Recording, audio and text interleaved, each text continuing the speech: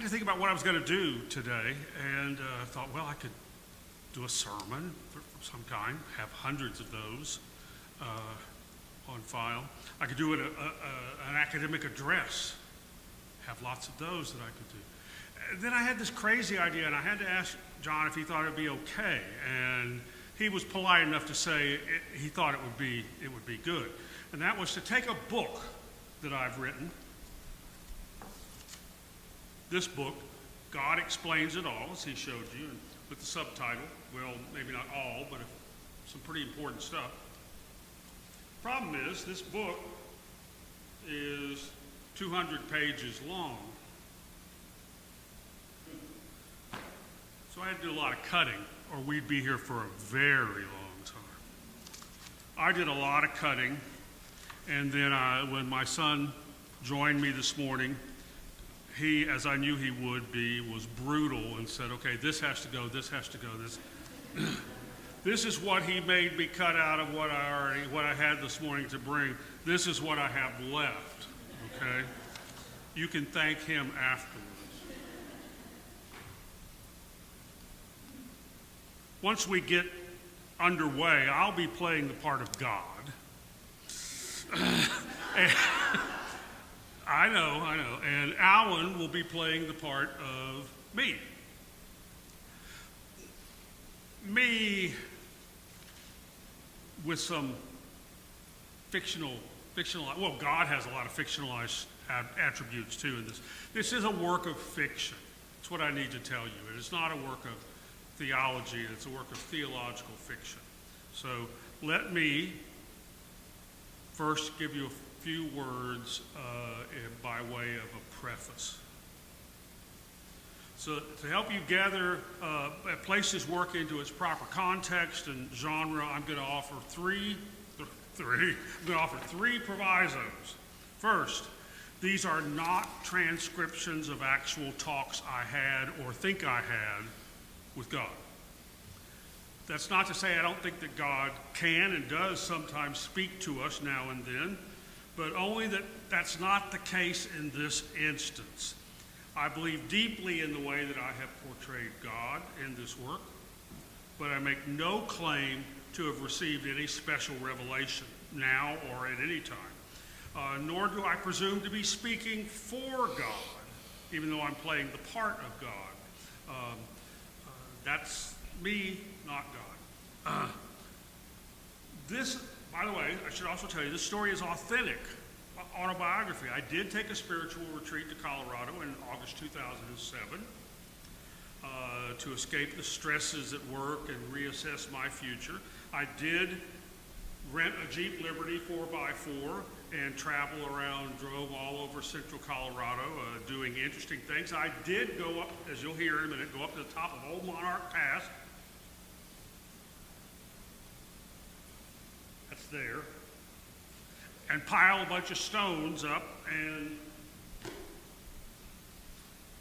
kind of get a little religious for a minute. Second proviso. I have combined here my two great loves, imaginative fiction and speculative theology. So I hope that catches your attention in some way. The images that I've used here to describe the nature of God's self and God's work and interaction with the creation grows out of my own theological training and a lifetime of faith in search of understanding. But, as I said, it's not theology per se. They are intended to capture your fancy, haunt your dreams, and tease your mind into further reflection. I make no claim to offer accurate depictions of that ultimate reality who is beyond words.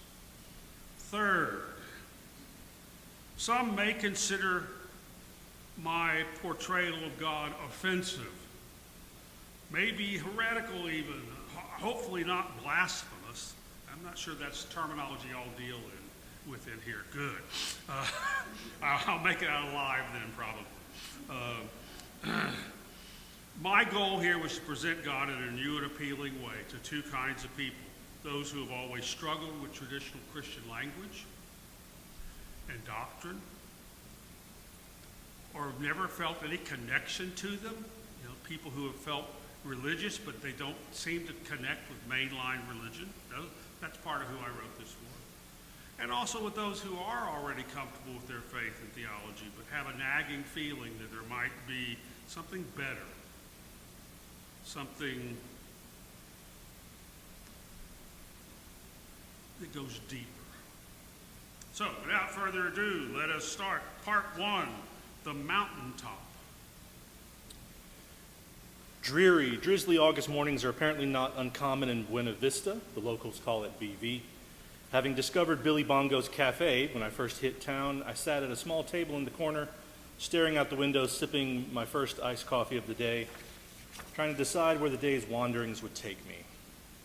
It was day 3 of my solo spiritual retreat to Colorado. On day 1, I'd set out in my rented Jeep Liberty 4x4 to explore St. Elmo and Tin Cup Pass, but never made it. I got sidetracked by a steep, narrow county road that provided a great workout for the Jeep until I reached a major washout at about 10,000 feet and could go no farther. By the time I got back down to the main road, it was too late to tackle Tin Cup. Day 2 had been relaxing but uneventful, spent mostly at Riverside Park in Salida, about a half-hour southeast of BV. Halfway through my iced coffee, I hit upon the idea of driving toward the clearest, brightest patch of sky I could see. That meant heading south toward Poncha Springs, then turning west to take US 50 over Monarch Pass. So that's what I did. Near the top of Monarch Pass, I passed a trail that headed off the main highway at a sharp angle back to the right, climbing steeply before curving out of sight. A road sign simply said, Old Monarch Pass. It looked like a detour, but something about it beckoned me. As I waited on the shoulder to make a U-turn and go back, I said to myself, this is why I rented a 4-wheel drive Jeep. Old Monarch Pass sits 11,375 feet above sea level. It's less than spectacular as Rocky Mountain vistas go, and largely untraveled.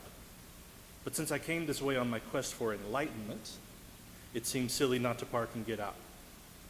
The short, stocky, balding peak that forms the south shoulder of the pass rises only a few hundred feet above the road, so hiking to the top seemed inevitable. As I climbed, as if following the stage directions of a third-rate playwright, the clouds parted to reveal patches of blue sky and flashes of sunlight. On cue, a slight sense of expectation mixed with wonder crept into my mind. Alone on that mountaintop, sitting quietly on a pile of granite boulders, I let my mind wander. I started thinking about how long those boulders had been there. This was the highest point around, so they couldn't have rolled down from anywhere higher. Given their size, I knew nobody had carried them up there, so they must be part of the original ancestral Rockies, primeval, metamorphic rock, left behind after millions of years of erosion had worn away the softer, sedimentary deposits on top of them. I was sitting on boulders that might be 500 million years old. Some of them were nearly covered with orange lichen, while others sported bright wildflowers peeking out from every crack. The stark contrast between the ancient and ephemeral made me wonder what they might say to me if they could speak. After a while, I began to pray in the way that I do when I'm completely alone, talking to God out loud, using regular language about whatever's on my mind. This particular day, my future was on my mind. The past year had been an especially rough stretch at work, and I couldn't stop worrying about how I could make it better. I'd taken this trip to escape the stress of the situation, but here I was alone on a mountaintop, surrounded by the incomparable beauty of the Rocky Mountains, no schedule, no responsibilities, virtually incommunicado, and yet I still struggled to let go. I'm neither mystical nor what most would call spiritual, but I felt God speak to me on Old Monarch Pass that day. Not in words, not in visible signs, but I felt it nonetheless. Before heading back down, I gathered up some of the smaller rocks, the ones I could lift, piled them up into a makeshift altar, and announced to no one in particular, surely the Lord was in this place. Feeling my heart strangely lightened, I got into my Jeep and headed down County Road 237, bound for Taylor Lake Park, and beyond that, Gunnison and Crested Butte. I drove with the windows open, enjoying the crisp mountain air, talking out loud to myself, little suspecting the life-changing encounter I was about to have. First contact. What does it all mean, God? Well, that's pretty all-encompassing. Can we start with something maybe a little less ambitious? Who's that? I know I talk to myself when I'm alone. I even carry on both sides of a conversation, but when I do, they're both me. You're not me. Surely you must know who I am. After all, you called me. Now I know I'm hallucinating. I haven't used my cell phone all day. Besides, there's no reception up here. Surely the Lord was in this place, and I didn't know it. Sound familiar? Of course. It's Genesis 28:16, after Jacob wakes up from his dream about the stairway to heaven. Great album. What? Led Zeppelin 4, fourth track, front side. That's not the official title, you know. They left it untitled on purpose. But everyone calls it Led Zeppelin 4 anyway. You listen to Zeppelin? You'll find my taste in music to be quite eclectic. It's not all hallelujahs all the time, you know. Now, where were we? You said I called you back on the mountaintop, I assume. Those stones were a nice touch. Very Jewish. That was just a personal moment of religious devotion. I didn't mean anything by it. Of course you meant something by it. Your kind doesn't do anything by accident. What's that supposed to mean? My kind. Humans, of course. That's what you are, isn't it? As opposed to, say, dogs? I ought to know since I'm more or less responsible for putting you here. You still haven't told me who you are, or what you're doing in my car, or why I can hear you but can't see you. Well, I thought it would be obvious by now. I am the Lord your God, maker of heaven and earth. El Shaddai, El Elyon, the Holy One of Israel. Ring a bell? Right. And you have nothing better to do in the entire universe than ride along with me on a back road in Colorado discussing classic rock? This isn't the only thing I'm doing right now. You've heard of multitasking? Who do you think invented the concept? But this is one here where I am. And I'm spending this now with you because you're important. And because you called me. Okay, let's assume you really are God. How did setting up those stones call you? That's not what called me. You said it was. No, I didn't. I was just quoting one of the verses I like from the book. And you connected it to what you did up there on Old Monarch Pass. That's what your kind does. You like meaning-making machines. You're always making connections to create meaning. So when did I call you? Just before I answered. Let's see, you asked, what does it all mean, God?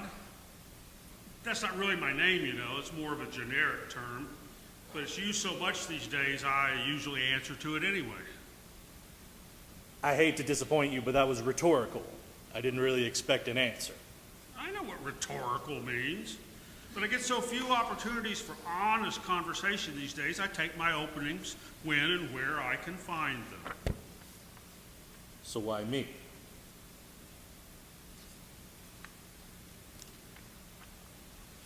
Uh-oh. First because you asked, but more importantly, because you can hear me. Thank you. God lost a page in the cutting. I think we need to skip to bad things and good people. You got it. The next conversation. You probably get asked this a lot. But how often does someone have you like this, face to face, sort of as a captive audience? No offense. No offense taken.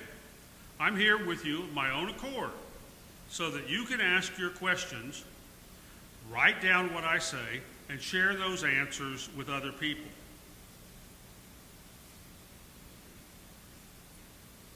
To paraphrase the title of a book I read years ago, Why do bad things happen to good people? Philosophers and theologians use the term theodicy as shorthand for that question, combining Greek words for God and justice. In other words, if I am a just God, why do I allow these things to happen? I notice you didn't ask it that way, but I suspect you wanted to. So if you'd like to rephrase your question before I answer, go ahead. Okay. Why do you let bad things happen to good people? Don't you care what happens to us? Don't you care about when we suffer? That's good. Get it all out on the table. Can't you keep those bad things from happening? You mean like reach out and stop a stray bullet from a drive-by shooting so it doesn't hit that innocent child? Yeah, exactly. Why don't you do that? Why do you let those terrible things happen? That's a fair question. Let me try to respond. First, we need to define what you mean by bad things. So give me an example. What's wrong with the stray bullet scenario? Why not start there? If it's okay with you, let's work our way up to that one. The human agency involved makes it more complicated, and I'm not sure you're ready to understand that yet. So let's start with something a little more basic. Okay. I live on the Gulf Coast. So what about when hurricanes destroy homes and property and even take lives in the process sometimes? Don't you care about that? What do you think? Well, from what I've believed about you in the past and what I've experienced of you over the past 2 days, I'd say you definitely care about us. So why do you let these things happen to us? What would you have me do? Can't you stop them?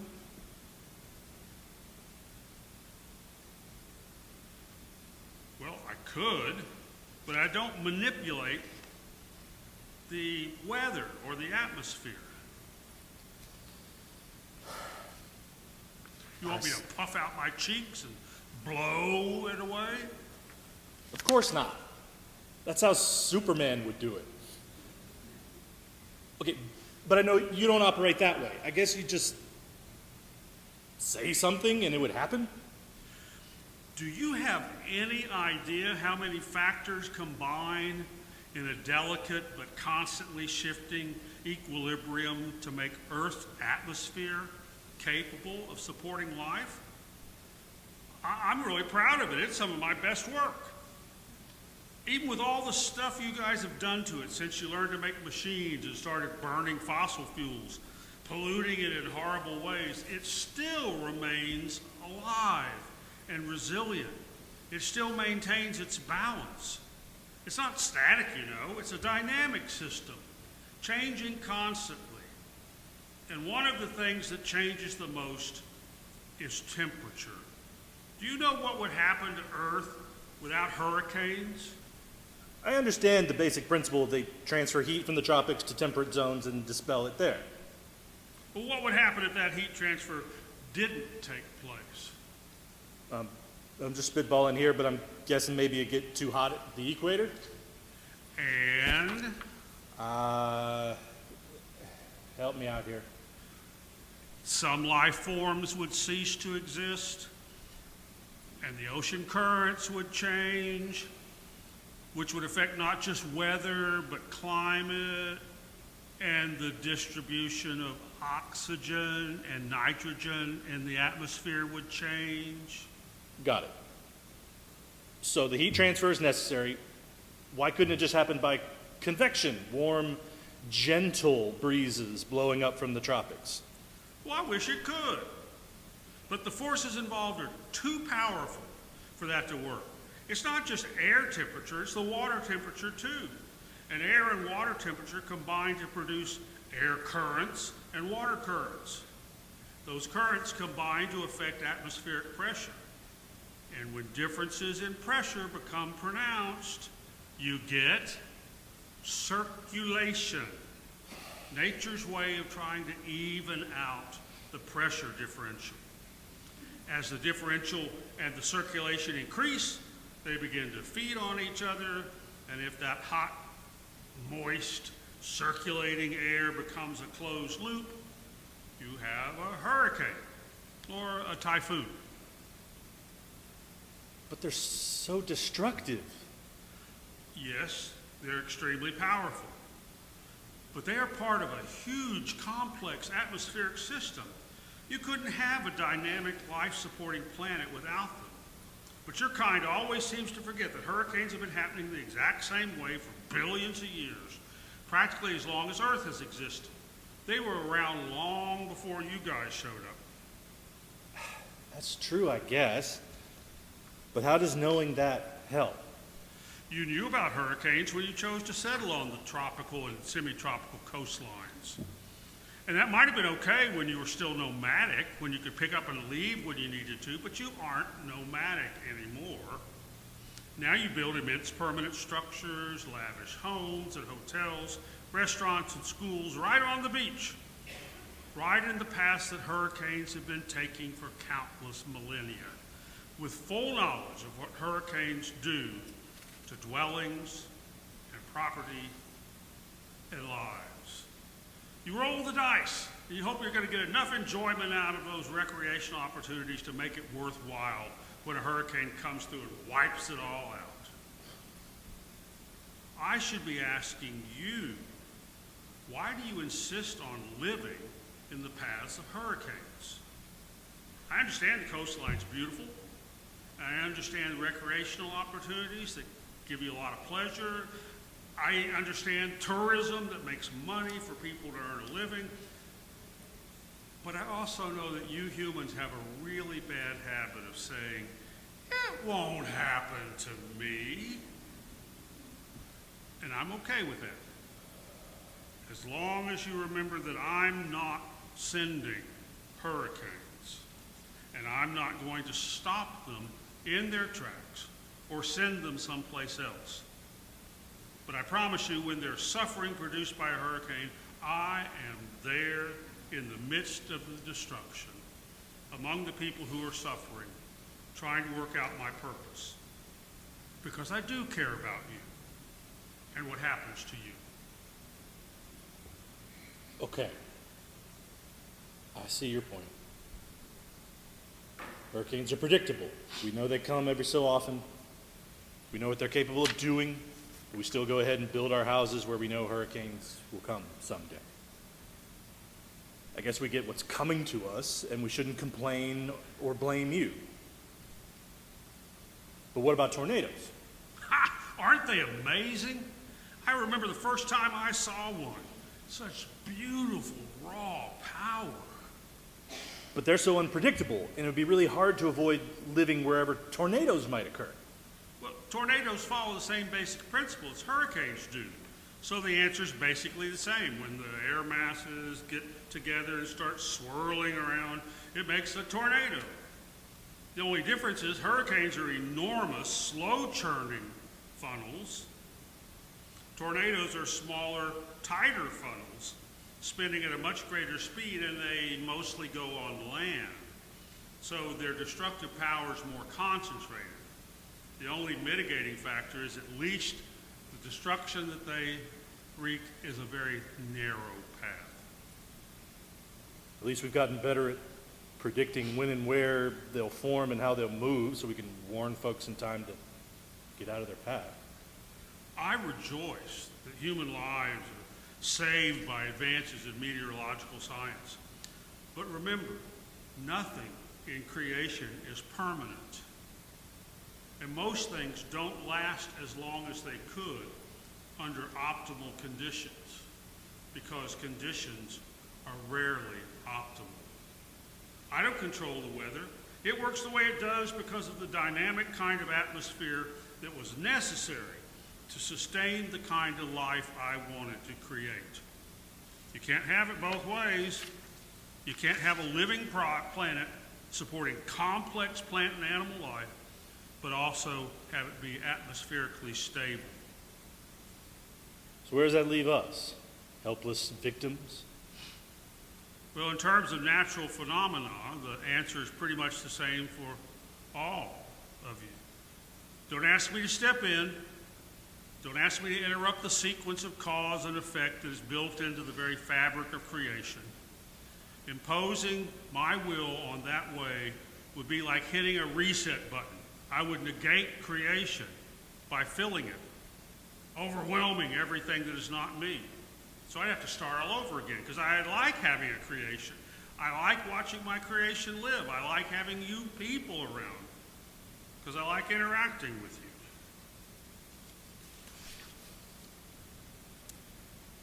Something and nothing. Can I ask you a different question? Sure, you can ask me anything. Why is there something instead of nothing? Ooh, that's a pretty good question. Did you think of that all by yourself, or did you read it somewhere? I can't claim it's entirely original, but I did think of it by myself just now. Well, I can answer in several ways. The simplest is because I want it that way. But I suspect you want something a little more profound than that. Doesn't have to be profound. Simple's okay. Good. Then let's start with how. You want to start at the beginning or somewhere in the middle? I can go either way, so make it easy on yourself. Middle it is. It starts with free will. That's the one thing I've never understood, how the whole free will thing works. Yeah, I know. You know what? I know that you don't understand how that whole free will thing works. Did you just use finger quotes again? No, Yes, you did. I don't have fingers, remember? Never mind. It's so complicated, maybe I can never understand it. It's not complicated at all. Then why have so many folks written so much about it, but no one's ever come up with an answer we can all agree on? That has more to do with the way your kind thinks than with anything real. There you go again with that your kind business. Are there any other kinds besides mine? Now that's complicated. Let's stick with something simple for now. Do you have a CB radio? CB radio? We're not in the 70s anymore. Really? Seems like only yesterday. Anyway, you know what they are, don't you? Sure. Smokey and the Bandit, Breaker.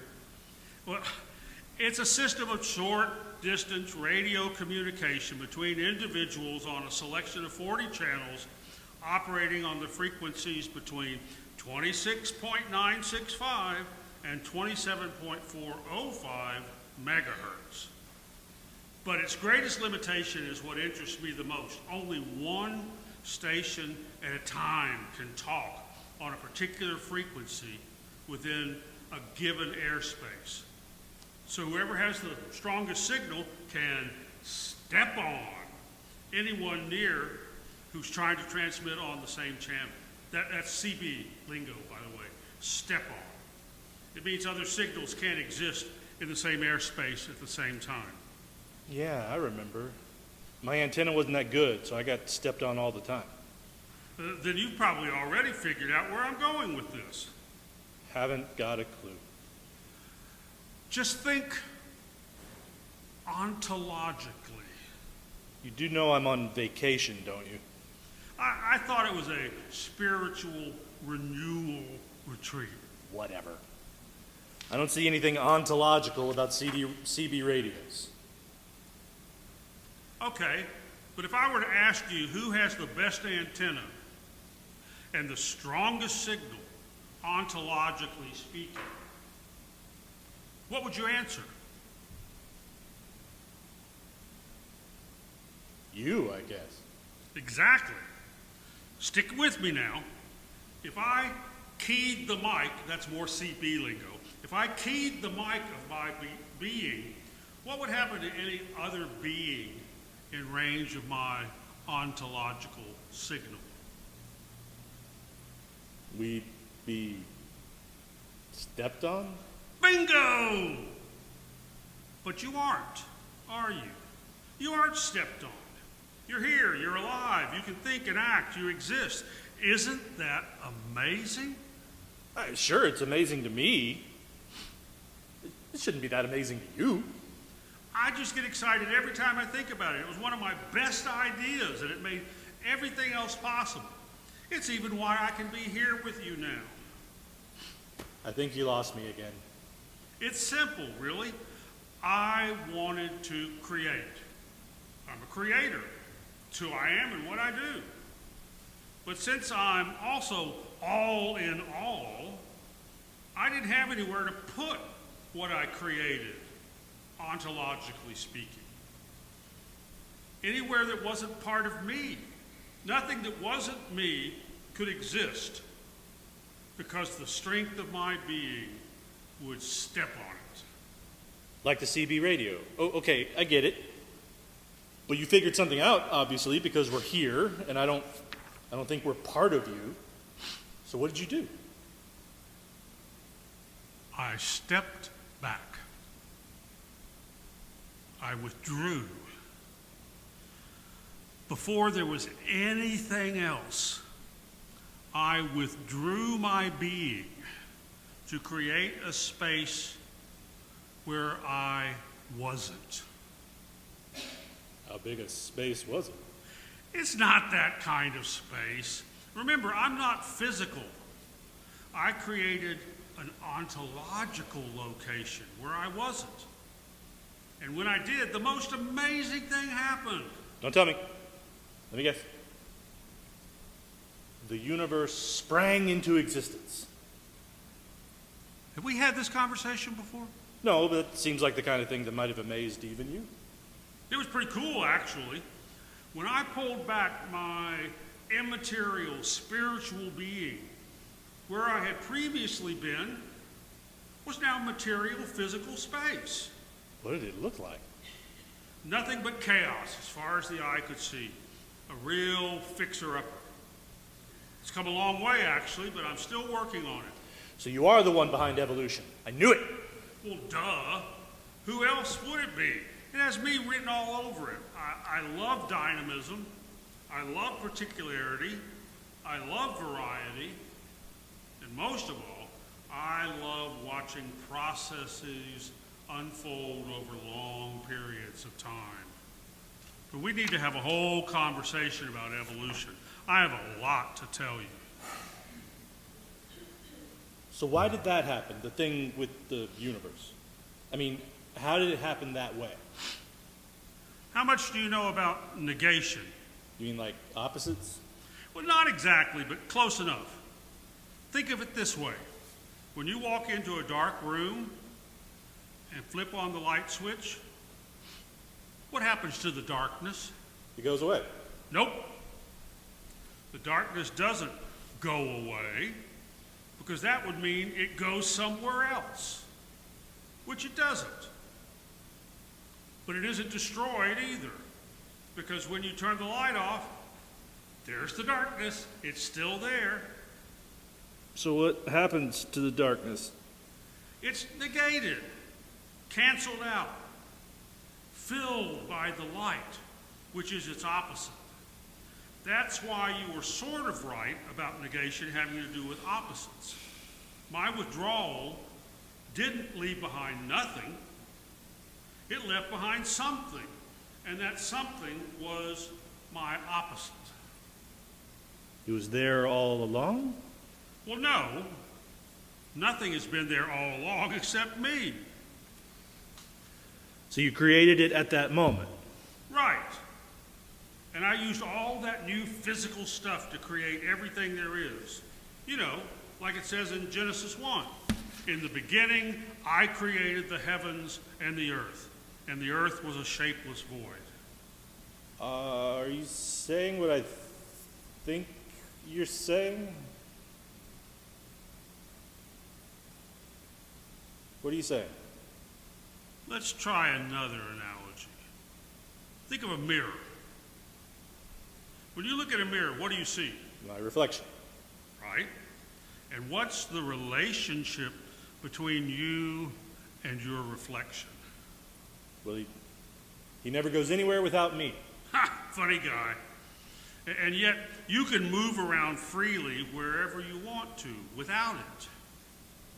Well, of course I can. I'm real. He's just, Just what? A reflection? A shadow? An image? On the scale of being, you're way above your shadow. But the two of you are connected in some way, aren't you? So I know you're going somewhere with this because you use the word image, like in Genesis. You created us in your own image. But we're talking about everything, the whole universe. Work with me. It's a metaphor. It has limitations, just like all language. Which metaphor? The image, the darkness, the CB radio? All of them, actually. The point is, when I withdrew my being, the stuff that appeared was still related to me, like a mirror image.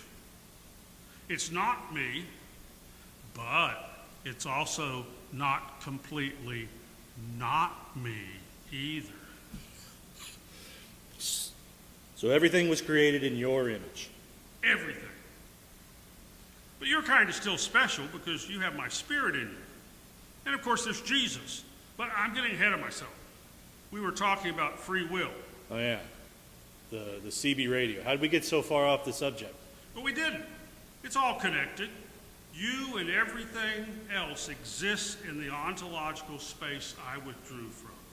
In that space, the creation, the universe, whatever you want to call it, you make choices, billions of choices, some small, others large, but none of them are insignificant. None of them are without consequences.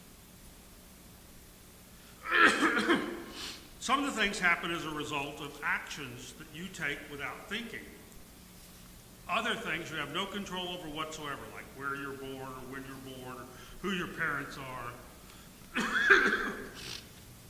The cumulative effect of the choices that you consciously make outweighs all of those other choices. They determine the basic trajectory of your life. That's free will. But if you already know every choice we're going to make, are we really free? Who said I already know? That's what I've always heard. No, don't believe everything you hear, especially about me. You said I already know every choice you're going to make. That sounds like the future to me. But the future doesn't exist, remember? It's just an idea you guys came up with. I live in the present. It's always now where I am. So you don't know what I'm going to do? Not until you do it. Oh, I can usually predict pretty accurately because I know you so well. But there are times when you surprise me. But you want us to act a certain way, don't you? And make good decisions? Sure I do. Just like every other good parent does. That makes life better for you and it brings me great joy. So if we're free to make our own choices and you don't even know what we're going to do until we do it, do you have any influence over us at all? Yes, but it has to be very delicate. If I entered your space and asserted my will... I know, you'd step on us. Exactly. See what a great metaphor that is? Best one I've come up with since I mooned Moses. Come again? You know the story. It's in Exodus somewhere. Moses was feeling a little insecure about his street cred, so he asked to see my glory. I tried to explain to him that no one could see me and live, but he was pretty persistent. So I showed him my backside. You should have seen the look on his face. Wait a minute. You can't have a backside. You don't have a body. Okay, Mr. Smart Guy. What did Moses see then? Your reflection. Oh, not bad for a preacher type. You guys usually have trouble thinking outside the box, especially when it comes to me. Just a lucky guess. Thanks anyway, I think. Since everything was created in my image, I can manifest myself in and through it. But the manifestation isn't me. But it's also not entirely not me. So would Moses really have died? If I'd given Moses what he asked for, he wouldn't have been the only one to die. Remember negation? Yeah, turning on the light cancels out the darkness. Exactly. If I ever did more than just manifest myself in your world, everything would be negated, and I would once more be all there was. Couldn't you just withdraw again? Sure, but remember what happened last time I did that? Oh, yeah. Chaos. So that would mean starting all over again. Oh, I've thought about it. Even got close to doing it a couple of times. But I'm pretty sure it would turn out the same way. So I think I'll just stick with the one we've got.